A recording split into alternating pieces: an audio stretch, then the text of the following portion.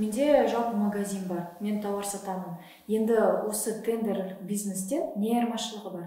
Дәстүрлі бизнес пен тендерлі бизнестің айырмашылығы. Ассалаумағалейкум ағайын. Егер сіз жаңадан бизнес ашу жолында болсаңыз, бүгінгі видео сіздерге арналған.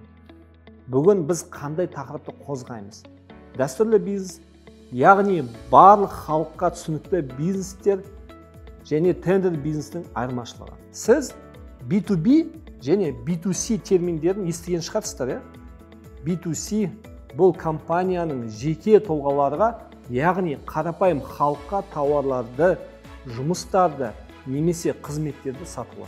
B2B бұл компанияның басқа компанияларға тауарларды, жұмыстарды немесе қызметтерді сатуы.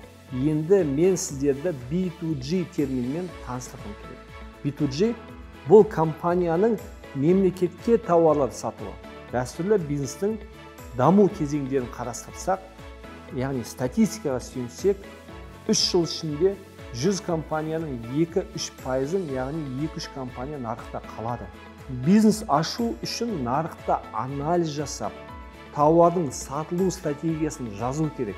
Сату және маркетинг бөлімдерінде қызметкерлерді жұмысқа алып, офисті жалға аласыз. Сондай-ақ тауарға складты жалға алып, оны тауармен толтырып, маркетингке бюджет бөлу керек.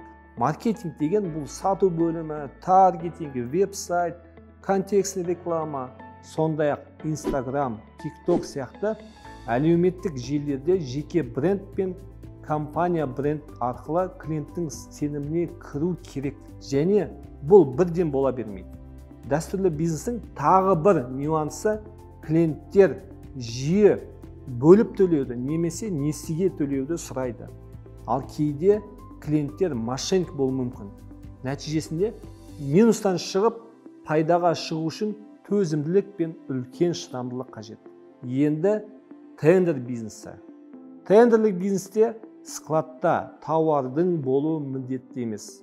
Сіз тендер ұтып алсаңыз, кейін поставщикпен тендер ұтып алсам, сенен сатып аламын деген келісімшарт жеткілікті. Компанияға жұмысшылар қажет емес. Маркетингті түсінудің қажеті жоқ. Веб-сайт, таргет, Instagram, сату бөлімі және тағы басқа. Сіз бірінші айларда табысқа шығу үшін белгілі бір қадамдарды білуіңіз жеткілікті. Ол заңды тұлға ретінде болу, госзакуп және самұрық қазына порталдарына тіркелу. Өзіңіз үшін сіз қатысатын бірнеше нишаларды табу. Тендерге қатысу үшін тиімді бағасы бар поставщиктерді табу. Бірнеше тендерге заявка беру, тендерді ұтып, тауарды жеткізу. Кейін табысыңызды алып, келесі ұтқан тендерге саласыз. Пайдалы ақпараттарды жіберіп алмау үшін каналға тіркеліңіздер, видеомен бөлісіңіздер, лайк басыңыздар, сау болыңыздар, келесі видео көріскенше.